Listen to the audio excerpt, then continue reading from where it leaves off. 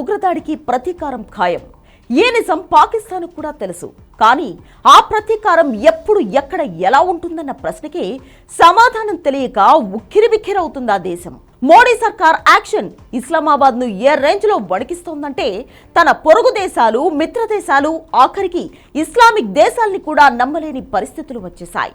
పక్కా ముస్లిం దేశం తజికిస్తాన్ కూడా పాకిస్తాన్ కు అత్యంత ప్రమాదకరంగా కనిపిస్తోంది ఇప్పుడు. అందుకు ఏకైక కారణం భారత శక్తివంతమైన వైమానిక స్థావరం అక్కడ ఉండడమే. పైగా అక్కడి నుంచి దాడి చేస్తే నిలబడడం కష్టమన్న నిజం తెలుసు కాబట్టే ఇస్లామాబాద్ వణికిపోతుంది.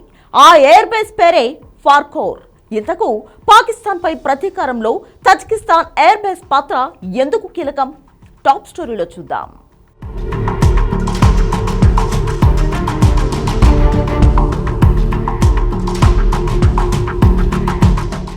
తజికిస్తాన్ 96% ముస్లింలు నివసించే ఇస్లామిక్ దేశం.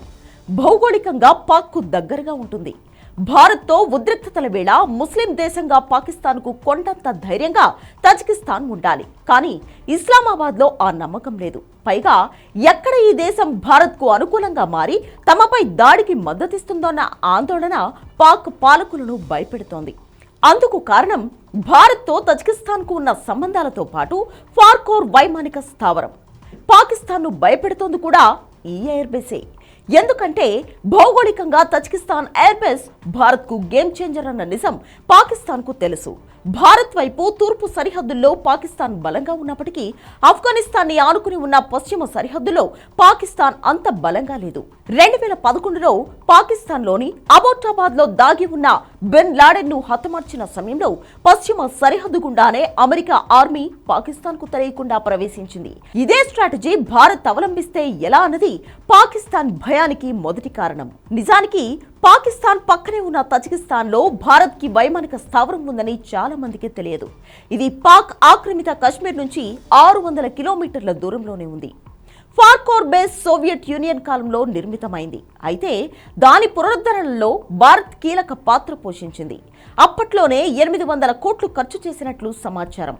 ఈ ఎయిర్ బేస్ పై ఫోకస్ చేయడానికి చాలా కారణాలు ఉన్నాయి. తజికిస్తాన్, ఆఫ్ఘనిస్తాన్తో భారత్కు సత్సంబంధాలు ఉన్నాయి. ఇక్కడ చైనా, పాకిస్తాన్ల ప్రభావాన్ని బ్యాలెన్స్ చేయడానికి ఈ ఎయిర్ బేస్ ఉపయోగపడుతుంది. పీఓకేకు 600 కిలోమీటర్ల దూరంలో ఉండడం వల్ల ఇండియన్ ఎయిర్ ఫోర్స్ లోని Miraz 200, Sukhoi Su-30, MKI, Rafale వంటి యుద్ధ విమానాల ఆపరేషన్లకు ఈజీ అవుతుంది.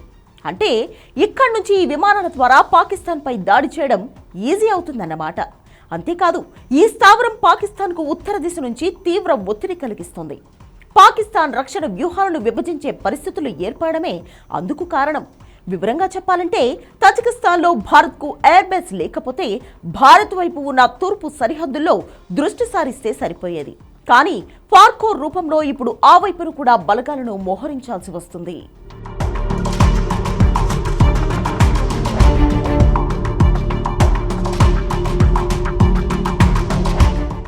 మరోవైపు తజికిస్తాన్, ఆఫ్ఘనిస్తాన్ భారత్కు తమ ఎయిర్ స్పేస్, ఎయిర్ స్ట్రిప్లను ఉపయోగించడానికి అనుమతి ఇచ్చినట్లు గతంలో వార్తలు వచ్చాయి.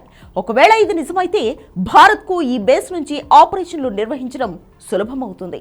ఆఫ్ఘన్ ద్వారా ఎయిర్ స్పేస్ ఉపయోగం భారత్ విమానాలకు కలిసొస్తుంది.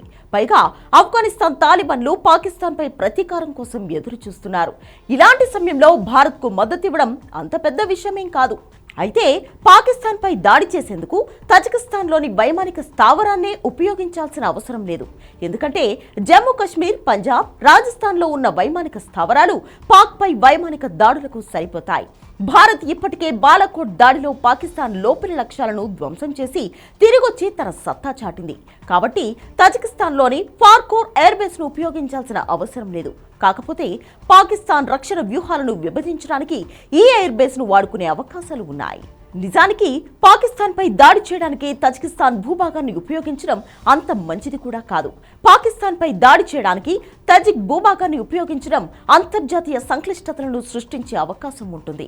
ఇది తజికిస్తాన్ ను పాకిస్తాన్, చైనా లాంటి దేశాల నుంచి ఒత్తిడికి గురి చేయవచ్చు. అంతేకాకుండా తజికిస్తాన్ ను ఘర్షణలోకి లాగినట్లవుతుంది. ఇది భారత దౌత్యపరమైన సంబంధాలను దెబ్బతీస్తుంది.